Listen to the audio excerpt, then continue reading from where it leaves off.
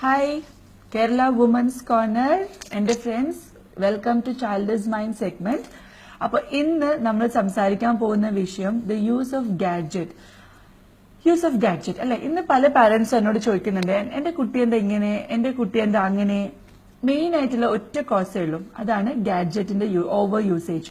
ഇത് 2 വയസ്സ് മുതൽ 5 വയസ്സ് വരെയുള്ള കുട്ടികളിൽ എങ്ങനെ എഫക്ട് ആവുമെന്ന് ഞാൻ പറഞ്ഞു തരാം.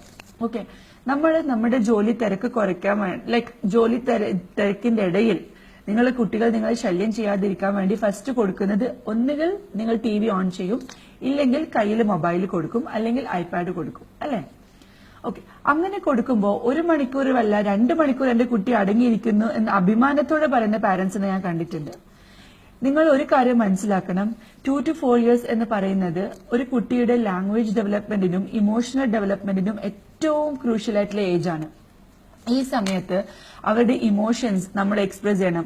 അവർ ചിലപ്പോൾ നമ്മളെ ജോലി തിരക്കിൽ നമ്മുടെ അടുത്ത് വരുന്നത്, അവർക്ക് നമ്മളെ ആ സമയത്ത് ആവശ്യമുള്ള സമയത്തായിരിക്കും അവർ നമ്മളെ തേടി വരുന്നത്. അത് നമുക്കൊരു ബുദ്ധിമുട്ടായി തോന്നിയിട്ട് നമ്മൾ ഐപാഡ് കൊടുത്തിട്ട് അവരെ തൃപ്തിപ്പെടുത്തുന്നു അല്ലെ. അപ്പൊ ആ കുട്ടിന് ഇമോഷൻ അവിടെ ഡെവലപ്പ് ആവുന്നില്ല. അവൻ പറയാൻ വന്ന കാര്യങ്ങളോ അവൻ ഷെയർ ചെയ്യാൻ വന്ന കാര്യങ്ങളോ നമ്മൾ കേൾക്കാതെ പോവാണ് അവിടെ. അതുമല്ല, സംസാരിച്ചുകൊണ്ട് തന്നെ സ്റ്റിമുലേഷൻ കൊടുക്കേണ്ട ഈ പ്രായത്തില് ഇങ്ങോട്ടേക്ക് മാത്രം സംസാരിക്കുന്ന ഐപാഡ് നമ്മൾ കൊടുത്താൽ ഒരിക്കലും അവന് തിരിച്ചു പറയാനുള്ള ഒരു ചാൻസ് ആ ഐപാഡ് കൊടുക്കുന്നില്ല. സോ അവിടെയും അതിന്റെ ഭാഷയാണ് നമ്മുടെ കുട്ടിയുടെ ലാംഗ്വേജ് ഡെവലപ്മെന്റ് ആണ് എഫക്ട് ആവുന്നത്. അത് അൺക്ലാരിറ്റി ഓഫ് സ്പീച്ചിനും അല്ലെങ്കിൽ ലാക്ക് ഓഫ് കോൺഫിഡൻസിനും ഒക്കെ വഴിമാറും. ഓക്കെ, ഇതാണ് ചെറിയ കുട്ടികളിൽ ഈ ഓവർ യൂസേജ് ഓഫ് ഗാഡ്ജറ്റ്സ് കൊണ്ട് ഉണ്ടാവുന്ന പ്രധാന പ്രശ്നങ്ങൾ. മറിച്ച് എന്റെ മോനിപ്പോ വലുതായി, അവൻ സംസാരിക്കുന്നുണ്ട്, അവന്റെ കാര്യങ്ങളൊക്കെ നോക്കുന്നുണ്ട്, അപ്പൊ ഈ പ്രായത്തിൽ ഞങ്ങൾക്ക് കൊടുത്തൂടെ എന്ന് പലരും എന്നോട് ചോദിക്കാറുണ്ട്. ശരിയാ, നിങ്ങൾ കൊടുത്തോ, നിങ്ങളുടെ ഐപാഡോ ഫോണോ ഒക്കെ കുട്ടികൾക്ക് കൊടുക്കാം.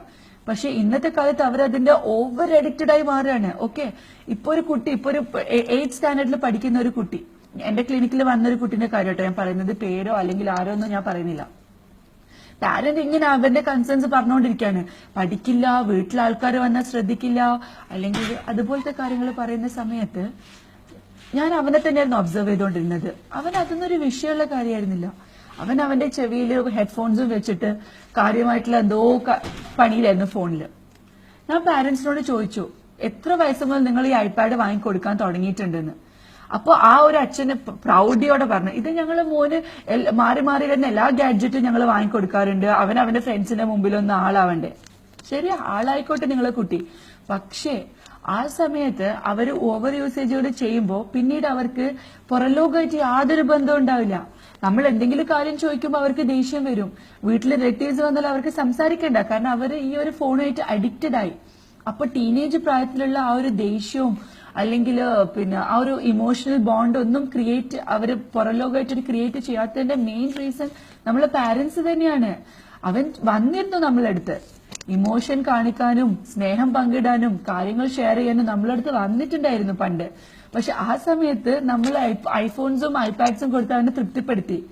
ഇന്ന് നമുക്ക് നമ്മളെ മോനെ വേണ്ട സമയത്ത് അവൻ വരില്ല, അല്ലെ മകളെ വേണ്ട സമയത്ത് അവളെ വരില്ല. കാരണം അവർ കൂടുതലും ഈ ഐഫോൺസിനും ഇതിനൊക്കെ അഡിക്റ്റഡ് ആയി മാറിക്കൊണ്ടിരിക്കുകയാണ്. So as A parent, as my dear friends, please നിങ്ങൾ അവർക്ക് കൊടുക്കുന്ന ചെറു പ്രായത്തിൽ തന്നെ ശീലിപ്പിച്ചെടുക്കുക. അവർക്ക് കൊടുക്കുന്ന ഫോണ് അല്ലെങ്കിൽ ഐപാഡ്, അതിന്റെ ടൈം കുറച്ച് വരിക. ഐപാഡും ഐഫോണിനും പകരം നിങ്ങൾ ഐപാഡും ഐഫോണും ആയിക്കോ.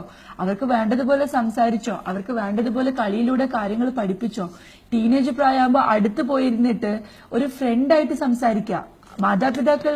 മക്കള് കൂടുതലും മാതാപിതാക്കളോട് കാര്യങ്ങൾ ഷെയർ ചെയ്യാത്തത് പേടിച്ചിട്ടാണ്.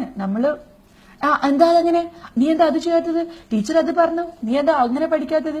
വേണ്ട, be a friend to your child. അടുത്തിരുന്ന് കാര്യങ്ങൾ ചോദിച്ച് മനസ്സിലാക്കിയാൽ വേറെ ആരുടെ നിങ്ങളെ കുട്ടികൾ പോയില്ല, നിങ്ങളടുത്തേ വരൂ. അതുകൊണ്ട് തന്നെ ഇന്നത്തെ സെഗ്മെന്റിൽ ഞാൻ ഈ പറഞ്ഞ കാര്യങ്ങൾ നിങ്ങൾ എല്ലാവരും ശ്രദ്ധിക്കുമെന്ന് ഞാൻ വിശ്വസിക്കുന്നു. അപ്പൊ വീണ്ടും നല്ലൊരു സെഗ്മെന്റുമായിട്ട് അടുത്താഴ്ച കാണുന്നവരേക്കും എല്ലാവർക്കും ഈദ് മുബാറക് ആൻഡ് ഹാപ്പി ഓണം.